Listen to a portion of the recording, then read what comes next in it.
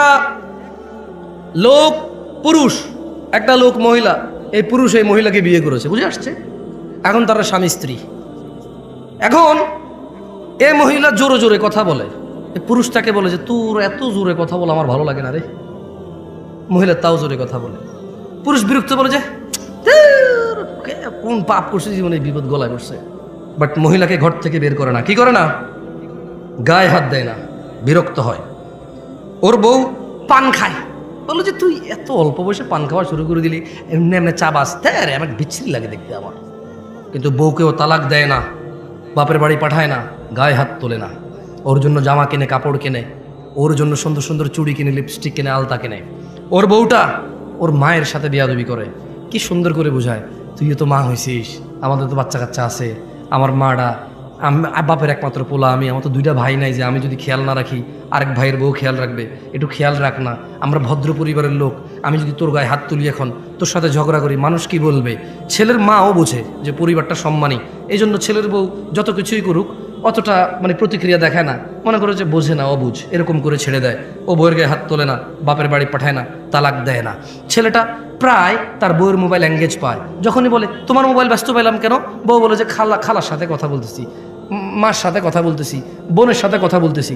সে প্রায় এঙ্গেজ পায়, বিরক্ত হয়। ছেলেটা তার বউকে বলে তুমি ফেসবুক কেন চালাও, আমার পছন্দ না। তার বউ বলে যে চালাবো না। এরপরে বলে যে শুধু এই তো মাঝে মধ্যে একটু স্ক্রলিং করবো, আমি কারোর মেসেজ টেসেজ দিই না। ছেলেটা প্রায় দেখে যে ও বউ ফেসবুক চালায়, সে বিরক্ত হয়, বউর গায়ে হাত তোলে না, বাপের বাড়ি পাঠায় না, তালাক দেয় না। হঠাৎ যদি এই ছেলেটা ঘরে এসে দেখলো তার বউয়ের বিছানায় অন্য পুরুষের সাথে বউ শুয়ে আছে, এখন কি করবে সে? এখন এই ছেলেটা দেখলো তার স্ত্রী অন্য কারো বিছানায় শুয়ে আছে। আচ্ছা, এই যে তার মাকে কষ্ট দিল, এই যে মহিলা জোরে জোরে তার সাথে কথা বলে, এই যে মহিলা পান খায়, এই যে মহিলা সারা দিন ব্যস্ততা, মোবাইলে ব্যস্ত পায়, এই যে মহিলা ফেসবুক চালায়, ও কিন্তু তালাক দেয় নাই, দিছে? বলেন তো এবার ও রাখবে? আপনি বললে একটা পুরুষ, অথচ ওর বউকে যদি ওই পুরুষের সাথে না দেখতো, ও জানতেই পারতো না। এই কথা জানতে পারতো? ক্ষমতা আছে? ধরেন ওর বউ একটা পুরুষের সাথে শুইল, ও 3 দিন পরে বাড়ি আসলো, ও ওর বউর সাথে শুইল, ওর কি বুঝার ক্ষমতা আছে ওর বউ আরেকজনের সাথে ছিল? আরে জোরে জবাব দেন ভাই। যেই পুরুষ তার বউ যদি আরেকজনের সাথে শোয়, এরপরে সে যদি ওই স্ত্রীর কাছে যায়, যেই পুরুষের এতটুকু ক্ষমতা নাই বুঝার যে অন্য কারোর সাথে ছিল, ওই পুরুষ যদি দেখে আরেকজনের সাথে শুইছে, ও ঘৃণায়, লজ্জায়, রাগে, ক্ষোভে, দুঃখে ওকে পুরো পৃথিবীর বিনিময় দিলেও বলবো যে বউ আমি রাখবো না ভাই।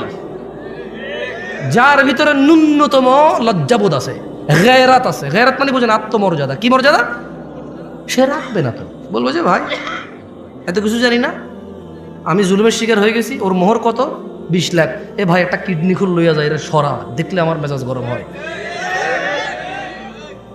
আল্লাহ এরকম বলবে। যার ভিতরে ন্যূনতম আত্মমর্যাদা আছে সে বলবে যে 20 লাখ তো নাই, কিডনি একটা নিয়ে যা, 2 কিডনি লাগে না, 1 কিডনি বাঁচা যায়, ওর নিয়ে বাঁচা যাবে না ভাই। কিডনি ছাড়া বাঁচা যাবে, গ্যারান্টি আছে, ওর সাথে বাঁচবো না। ও আমাকে ধোকা দিছে, ও আমার বংশ মর্যাদা নষ্ট করছে, ও আমার বংশ নষ্ট করে দিছে। এখন যে বাচ্চাটা আছে এটা কি আমার না আমার না, আমি সেই সন্দেহে আছি। ও আমার আগামী প্রজন্ম ধ্বংস করে দিছে। আমার আগামী প্রজন্মের যে বাতি আমার, সে বাতি আমার কিনা আমি জানি না, আমি এতটা দুঃখে আছি। এবং যে নিষ্পাপ সন্তানটা আছে ওর ঘর থেকে হয়েছে, ওকে বিদায় করে দেওয়ার পর ওই বাচ্চাটাকে দেখলে আমার ওর কথা মনে পড়বে, আর আমি সন্দেহে থাকবো এটা কি আমার বাচ্চা না অন্য কারো। ওকে সরাও, কিডনি নিয়ে যাও, ওকে সরাও, 1 কিডনি দিয়ে বাঁচা যায়। ও আমার আগামী প্রজন্ম ধ্বংস করে দিছে, ও আমার বংশের বাতি শেষ করে দিছে, ওকে সরাও।